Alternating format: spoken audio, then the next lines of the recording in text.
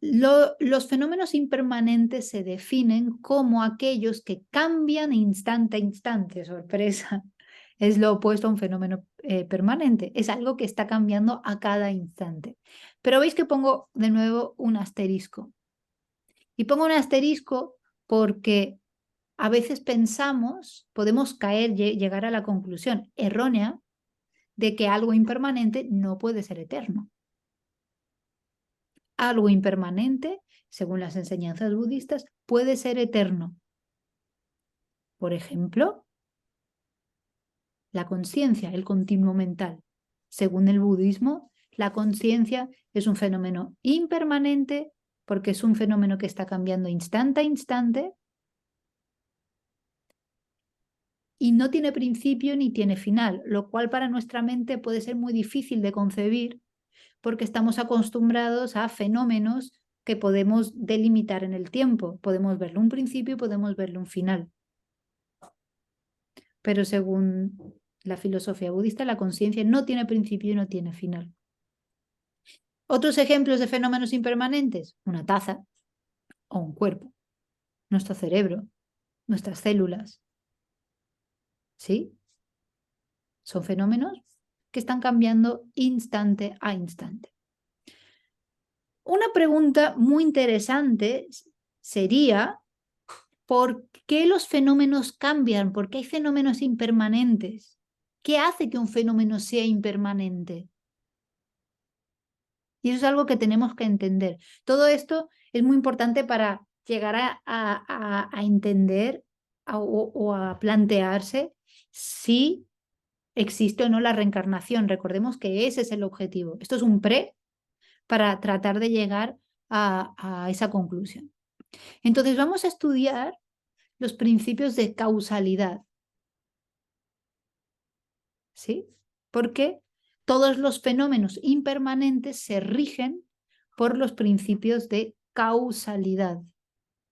Esto es lo que hace que un fenómeno sea impermanente. Un fenómeno es impermanente porque depende de causas y condiciones. Es decir, todo aquello que está producido por causas y condiciones es impermanente. El espacio no está producido por causas y condiciones. La planta que vemos aquí sí está producida por causas y condiciones y por lo tanto es impermanente. Vamos a desglosarlo esto, vamos a desglosar esto un poquito más. ¿Sí? Entonces, la impermanencia de un fenómeno es el resultado de existir producido y por tanto condicionado por causas y condiciones. Vamos a explorar este fenómeno. Esto es una planta, ¿verdad? Podemos estar de acuerdo. Nuestras cogniciones ahora mismo nos están diciendo que el contenido de esta fotografía lo que refleja es, lo que ilustra es una planta. ¿Sí o no? Sí. ¿Vale? Por lo tanto, existe una cognición válida. Voy repitiendo para que se nos vaya quedando los conceptos. Existe porque está establecido por nuestras cogniciones válidas. ¿Cuál? Nuestra cognición, nuestra percepción visual. Percibe que aquí hay una planta, la concebimos como una planta. Esta planta es un fenómeno existente. ¿Yes? Vale. Entre los fenómenos existentes puede ser permanente o impermanente. ¿La planta es permanente o impermanente? Impermanente. Impermanente. ¿Por qué es impermanente la planta? Porque va cambiando, envejeciendo. Porque va cambiando, cambia instante a instante, ¿verdad? Esa es a cada momento hay un proceso celular de la planta que está ocurriendo, ¿verdad? Está cambiando a todo momento, aunque no sea perceptible el cambio sutil, la impermanencia sutil, a veces no es perceptible por nuestra percepción visual, ¿no?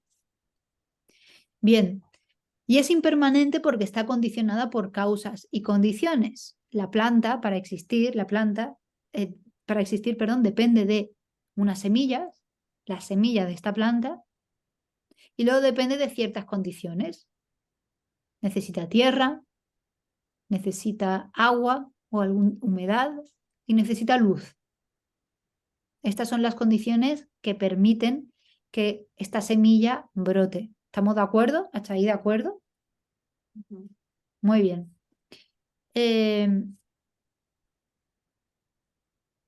Hay una diferencia entre una causa y una condición. No es lo mismo la causa de la planta que la condición de la planta. ¿Sabríais decirme cuál sería la diferencia entre la causa de la planta y la condición de la planta?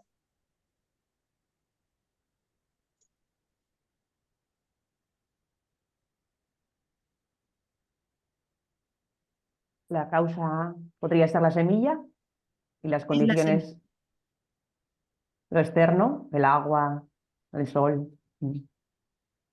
Muy bien, o sea, ahí has dicho algo importante que es como has dicho lo externo, como es algo, está la semilla que sería como lo interno, de alguna manera, y las condiciones que son lo externo, no son la planta, no forman parte de la planta. ¿Quieres decir eso con externo? Vale, va por ahí la cosa. Es importante, esto es muy importante entenderlo para poder luego establecer diferencia entre cerebro y conciencia. Bien, empecemos con la causa. La causa es la que se transforma en su resultado. Es decir, la causa aquí, la causa de esta planta es la semilla, ¿verdad? La semilla se transforma en la planta. Es un mismo continuo, se transforma en la planta, ¿verdad? Mientras que las condiciones favorecen que la causa se transforme en su resultado. Es decir, las condiciones son la tierra, el agua y la luz. La tierra, el agua y la luz favorecen que la semilla se transforme en la planta. La que hace la transformación es la semilla. La causa se transforma en su resultado. Pero esa transformación no podría dar lugar si no hubiera unas condiciones que comenzasen, que disparasen todo un proceso. Una semilla por sí sola en un paquete no crece en una planta. La tenemos que comprar, la tenemos que llevar a casa, la tenemos que poner en una maceta o en la tierra, echarle agua y que tenga suficiente luz. Y eso es lo que va a hacer cuando las condiciones apropiadas se reúnen, que una causa se transforme en su resultado. ¿Vemos? Y a mejores condiciones, mejores resultados, ¿no? Porque si a la planta la abonamos, le dedicamos tiempo, Exactamente. ¿no? La calidad la calidad tanto de la causa, es decir, la semilla, como las condiciones, como tú bien has dicho, no es lo mismo una tierra abonada, fértil, bien regada, con el grado de luz y temperatura adecuado, que una planta que no recibe suficiente agua, que tiene una tierra que es estéril. El resultado va a ser muy distinto. Pero aquí lo importante a comprender es que la causa es la que se transforma en su resultado. Las condiciones nunca se transforman en el resultado. Es decir, ¿el agua se transforma alguna vez en planta? No, ¿verdad? ¿La tierra se transforma alguna vez en planta? Tampoco. ¿El sol, la luz, se transforma alguna vez en planta? No.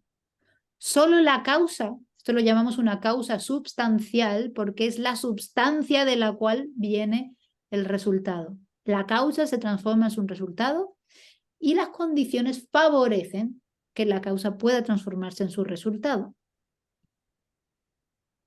Y este proceso, uy, ha faltado, aquí hay una imagen pero no ha salido. Es un brote, aquí hay un brote, pero bueno, no pasa nada.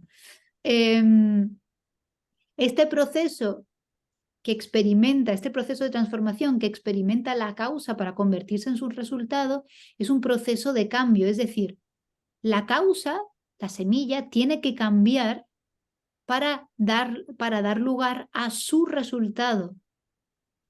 No es que haya una causa que produce un resultado y la causa permanece inafectada. La semilla brota y luego sigue creciendo, y una vez que brota deja de ser una semilla. Para que una semilla se convierta en un brote, la semilla tiene que dejar de ser semilla. O sea que es la erosión de la causa la que puede dar lugar al siguiente momento de transformación. ¿Me explico? Esto es muy importante. El instante anterior, es decir, estos son instantes de cambio. Hemos dicho que lo impermanente cambia instante a instante. El instante anterior tiene que dejar de ser para dar lugar al instante posterior. Y es por eso que nosotros, que somos fenómenos impermanentes, no somos nuestro yo de cuando teníamos 20 años. Tenemos que dejar de ser nuestro yo de 20 años para ser nuestro yo de 21, de 22, de 23. O sea que la causa tiene que dejar de ser para dar lugar a su resultado. Y es un proceso constante. No hay una pausa. Bien.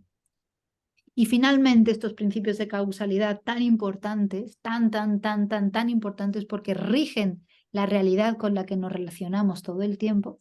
Un segundo, que tengo aquí a este gatito que no me deja. A ver. Se está resbalando. Vale.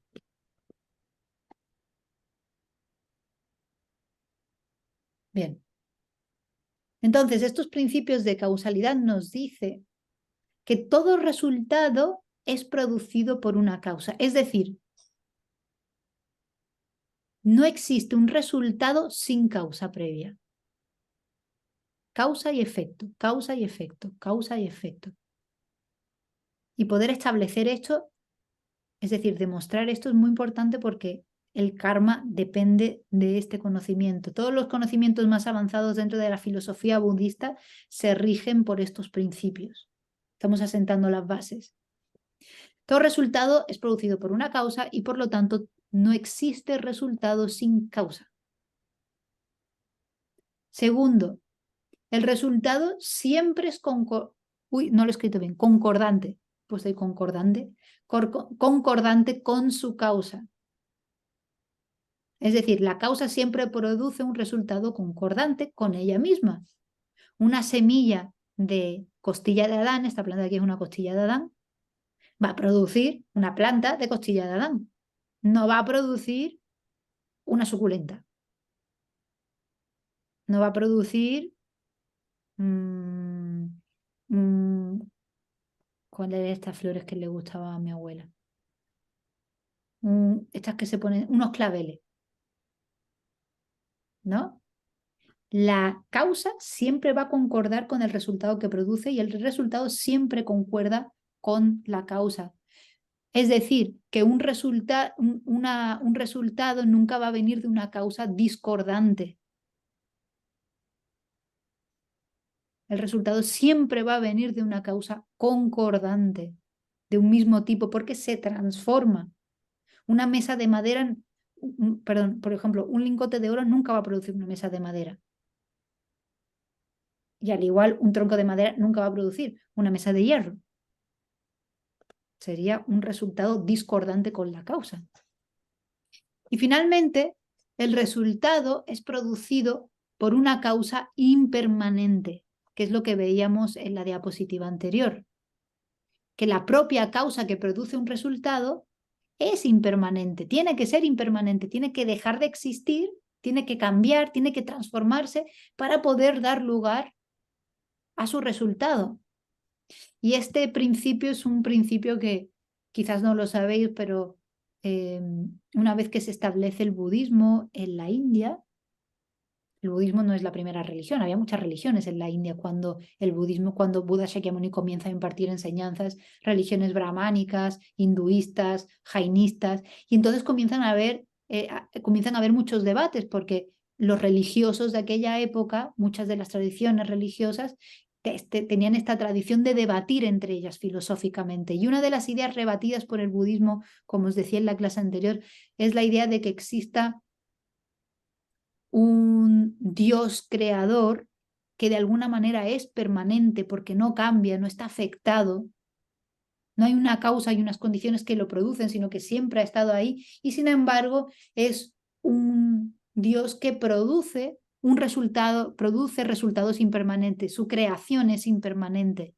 Y entonces este principio refuta que eso pueda ser así, que solamente una causa impermanente puede producir un resultado impermanente, que una causa permanente no puede producir un resultado impermanente. ¿Por qué? Porque la causa se transforma en su resultado. La causa necesariamente tiene que cambiar para dar lugar a su resultado. ¿Hasta aquí todo se entiende? ¿Queda alguna duda? Bien, pues vamos a continuar. Esto está genial, que lo entendamos bien, bien, bien, bien, porque luego vamos a entender, va a ser muy fácil ahora entender lo siguiente.